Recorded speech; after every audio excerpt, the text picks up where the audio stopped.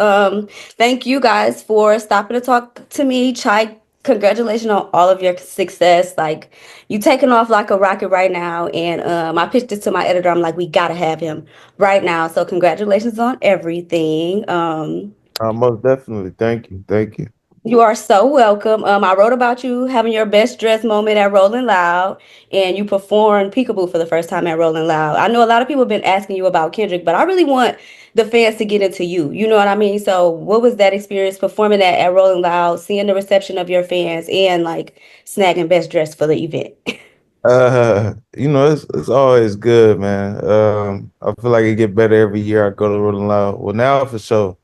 Like if I do it next year or whatever the case may be, I know it'd be crazier, but it's always good. I always learn something, like something new that like I'm supposed to do when I'm out there because it's a festival crowd, you know? Yeah. So you gotta know how to rock that motherfucker. You don't go out there and do what you'll do at your own show. It's not that, you know what I mean? So I was happy with my results. And as far as best dress, come on now, they gotta do that. Come on, man. They gotta do that.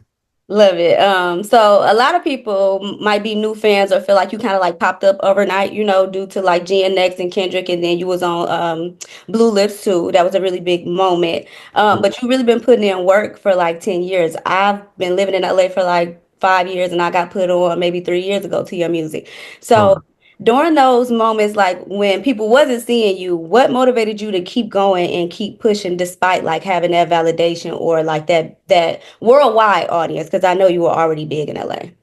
Um, this is something that I'm really passionate about and something that I really do. So it wasn't a get rich quick scheme or I wasn't trying to be the most popular or nothing like that. Like I do this shit because I love it. So just because it's not going my way, it don't mean it's gonna make me stop. And I find a light in everything. So even to the outside, if it might not seem like, oh, well, it's not going like this or he not seeing like that, to me I was great. Like Yeah. any point you could point out in my career, I could promise you I thought I was the shit at the time. I knew it was work to be done, don't get me wrong, but I wasn't like down and out about it. So, again, it's just my passion. It's what I'm do. It's what I do. So regardless of the matter, today, tomorrow, 10, 20 years from now, it's still gonna be with me. Period. I love that. So I know that you worked two jobs before taking your leap into music full time. And when did you know it was really time to quit? And then did working those jobs give you a different mindset towards your approach for your career? Um When did I know it's time to quit the jobs? Yeah. I did it. I just stopped caring. I got fired from both of them jobs, honestly. I worked at Lids that was inside of Macy's, that was inside of a mall. So it was like a store inside of a store, inside of a store. Yeah. Um, I think I got caught stealing a Nike jacket, like a Nike puffer out of there. Oh, you was not in there stealing. I was stealing on my day on, not my day off. I was in that bitch stealing. Stole that. The police was supposed to come get me, but they took too long. And I was working in Torrance at the Delamo Mall. And I remember like yesterday, I was walking out the parking lot to walk to the bus stop. And as I'm crossing the street, the police like pulled up right then and there. I don't think they would have did shit. Probably would have gave me a ticket or something. Mm, But that was my first. That was my second job, and then my other job, Sprouts. I got fired from there because I left in the middle of the day to go do a scam, like a what's that shit called? Financial aid scam. Like I was acting like I was in college to get the The money. refund check? You was finna get the refund check? Yeah, man. And I left midday and they was hot. They was so mad I did that and they fired me. And then after that, I really didn't give a fuck. Like, um, I forgot what was your second question in there. I think, I said, did you think that working these jobs gave you a different mindset in like how you approach your rap career? oh, a lot of that shit I just did because of my mom, like Yeah. no smut on her, but or I mean, and not just her. A lot of people didn't believe in this shit. It didn't make sense to them. and it was probably just a phase that I was going through to them. So a lot of people didn't think this shit was gonna work. Shit, even after I got my biggest song, motherfuckers still think this shit didn't work until the Kendrick shit came around. You know what I mean? Yeah. So it's always gonna be non-believers, but I'm built for this shit, so it don't really bother me. But I only did getting a job. I dropped out of high school like 10th grade, but I got my GED. So getting a job, getting jobs, plural, Yeah. and getting my GED was strictly for my mom. Like Mhm. I didn't care for that shit. I did it for her. And then of course getting a job was just like providing for my family. Like, she didn't always have it. So I'm like, I'm the oldest of three boys. Like, I never was the type of nigga to just sit on my ass and do nothing. So I'm gonna go get some cheese regardless. They even after the jobs, nigga just bounced in the streets and just did what I had to do to get money over there. And then directly after that, I got into rapping. So that's how that really played out. I watched one of your older interviews before you were signed, and well, I actually read it. And you were saying that signing to a label was kind of scary, because of like the ownership rights and people getting a split of this and that. Now you have a deal. So, what have you learned since then, and how did Warner like make you feel comfortable with going ahead and taking this step? Um, I got the jitters out the way with them at first. It was, yeah, again, it was just I never seen that much money at the time. And the difference between then and now is I've gotten so much experience on my own. Like, I know what money look like. I know what recouping look like. I know what it take. You know what I'm saying? Like, I had a lot of ownership of my own music before Warner and even during it and after Atlantic. I owned a lot of my music, like a majority of it. So in between that, that was like my real estate. Like I was able to shake and bake with that and get 100,000 there, 350,000 there. And you know what I mean? Like I learned the business on my own because like I told you before, there's a lot of non-believers in this shit. You know what I mean? And if you don't do it, then nobody will. You know what I'm saying? So I took matters into my own hands. So stepping into this Warner situation, I'm just more matured, more level-headed, and my mind is clear, and I know what the goal is. Period. I love that. I know you don't play when it comes to being in the studio. You said you be working on being like a nice asshole in a sense. A So hundred what's percent. something that kills your vibe instantly and make you like, you know what, I'm not doing this fucking session. I'm walking out. Um, I'm not walking out of no session. I'm kicking Or them you the kicking fuck out, somebody out. getting the fuck out of my shit, because this my shit at the end of the day. If I don't make the music, all this shit go to the waste. You understand what I'm Yeah. saying? Yeah. But I guess like a few of my pet peeves is I like being on your phone and it's loud. Like cut that shit the fuck off. There's other rooms you could go in. Go do that shit over there. Like being on your phone and it's too loud, or like if you dare to work like producer wise and you just yapping and you not multitasking, like all right, you can yap, but nigga work. But if you're not working, you all yap, then that shit gets on my nerve because you burning time. Like you know what I'm saying? Like Big every bucks. minute. Every minute you in there. Yeah, every minute in this bitch count. And nigga, I'm counting on you right now because if I wasn't, nigga, I would have had somebody else doing the beat. Like, nigga, I'm looking to you to get it done. So, wasting time in that motherfucker as a producer, that really gets on my motherfucking nerves. Or just being in that motherfucker like, you know what I mean? You don't know what's going on. Like a nigga ain't having the height of his career, and it's not a lot of, eyes and ears and expectations on me to get this work done. And you in this motherfucker making TikToks. You understand what I'm saying? That's just not what we gonna do. So those definitely, get on. Even if it wasn't Warner, it'll still get on my nerves, 100%. Yeah. So I know you really found your sound after linking with Shine Sauce. Um, Yeah, and it's like a signature sound. Like when I hear it, I'm like, that's Chike. yeah, for What sure. was the missing piece that you feel like between y'all that kind of finally made it all click? Because I listened to your earlier music and it was still good, but Yeah. after you linked with him, it was just a lot more maturity. It seemed like more confidence. It was like a variety of just different vibes when it comes to your music. So what do you feel like made it click for y'all? Uh, it just shows you how important an engineer is to an artist. You know what I'm saying? Sean Sauce is an incredible engineer. He from the Bay Area.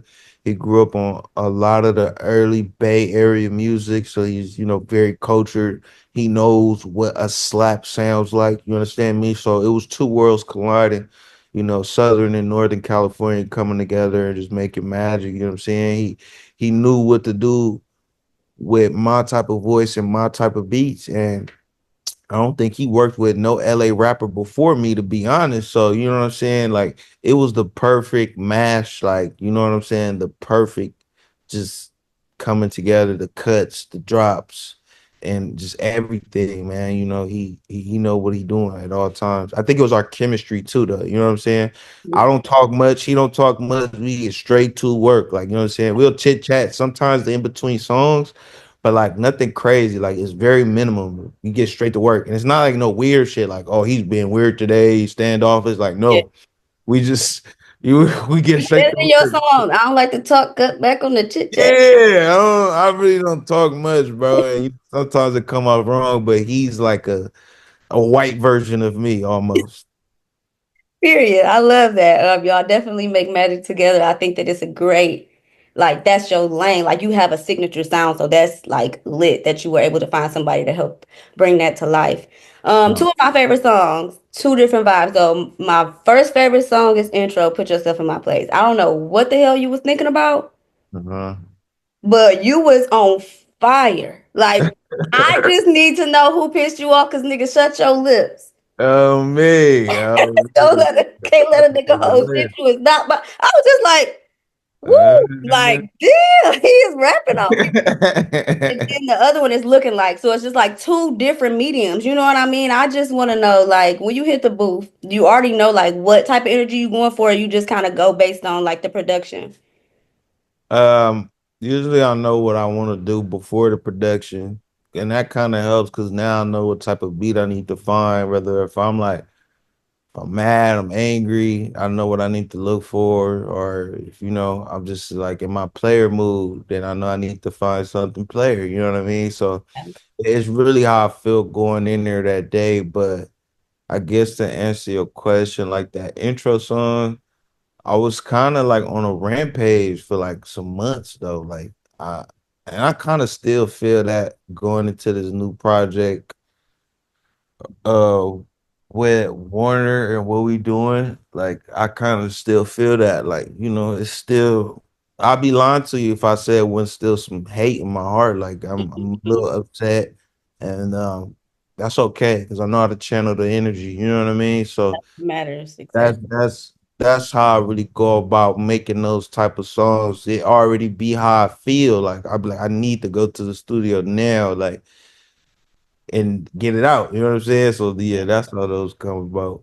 I love that. Those, yeah, like I listen to that shit like 14 times every like on a loop because you just can't listen to it just once. Like I was leaving church one day, don't judge. uh, Banging that shit. My friend called me in traffic. She's like, "You are ghetto." I'm like, "I'm sorry." Just uh, get it out. But the Lord understands. Don't worry. you know, this is hard. Okay, like I don't know what else to say. Um, so everybody want to know probably how long do Tyler got before you open up that can on him, uh, and what did you feel like? What do you really want to get out of the creative direction from him? just learning how to build a world around the album, creating an era for myself. He does that. He does amazing at that. Mm. Amazing job at that. Even Travis Scott does it very well as far as like the Astro world, and you know what I mean? Like Yeah, you just creating a remember whole those times. atmosphere for your fans and for you. Yeah, like when you play this shit 5 years from now, you gonna remember where you was, what the air smell like, and that's just the power of music. And I feel Tyler does a great job at capturing that. Like, you know what I'm saying?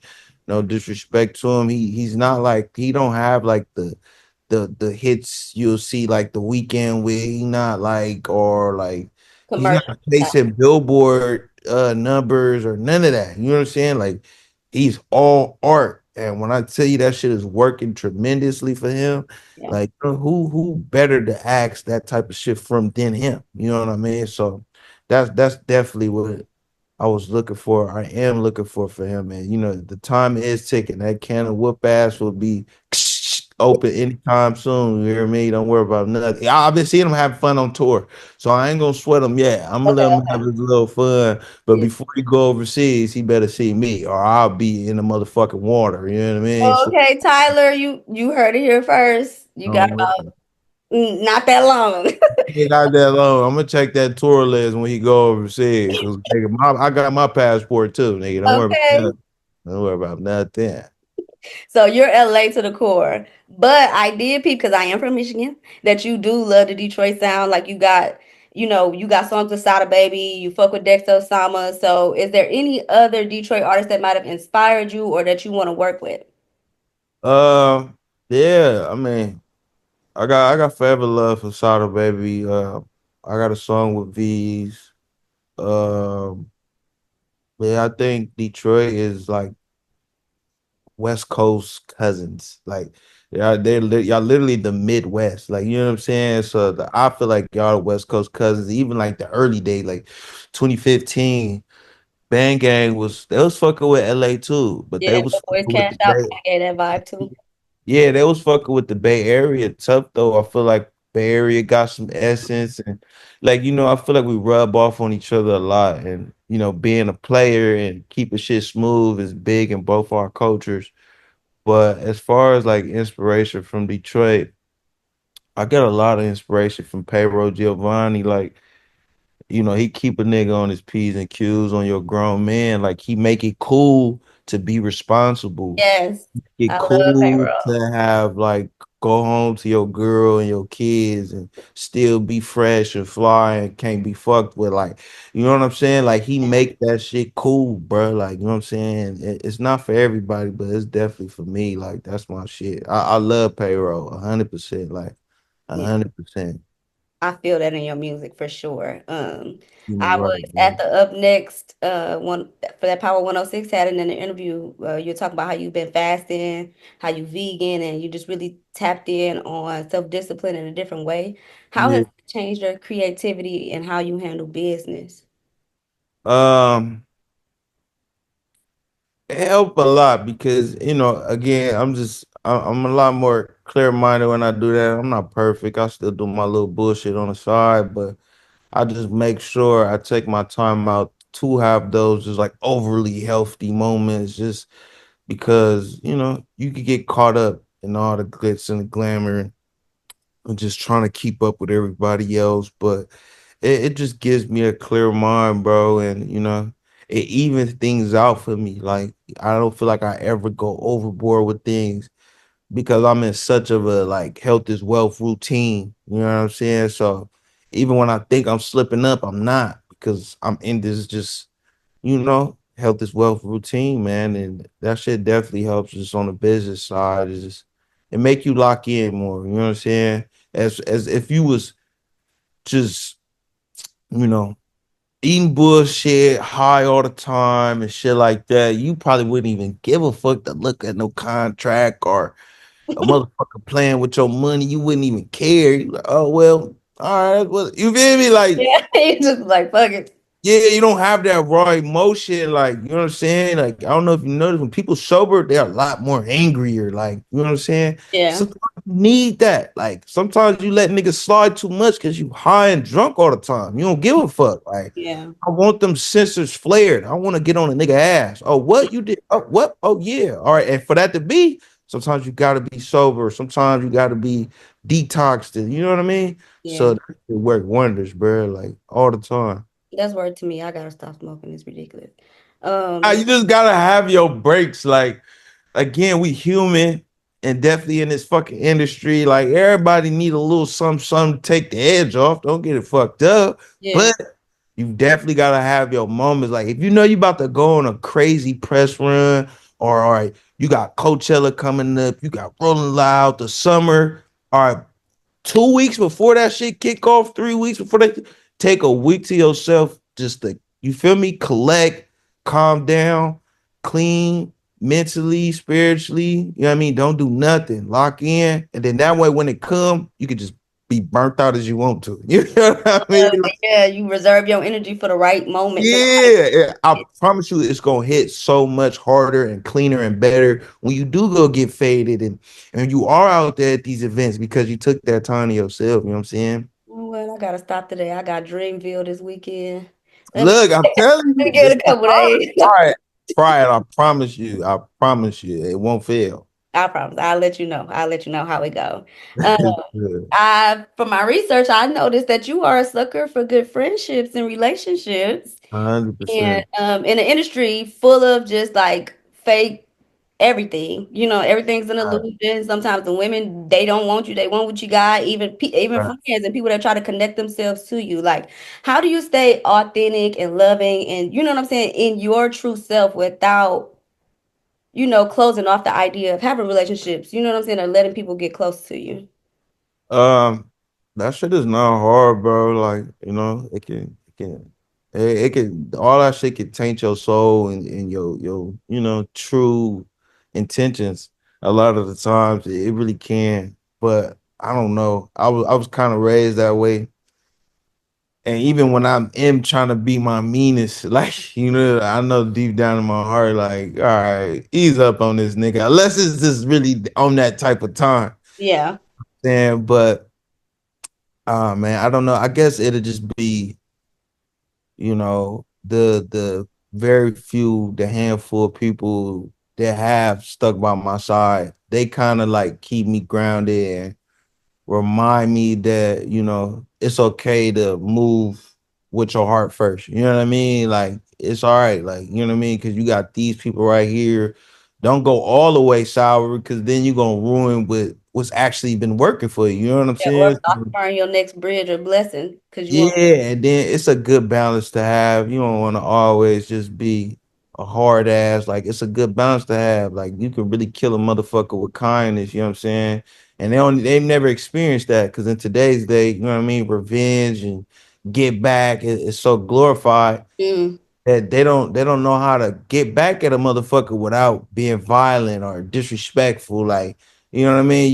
You can stun on a nigga and don't say nothing. You yeah, know, you can let the work do all the talking for you, but niggas mental state ain't that like high. They don't know what that's like. They don't know how to keep it P for real. yeah, I agree. I completely agree. Well, this is my last question, and I'll let you go. Like I said, you got a lot of lover boy energy in your music.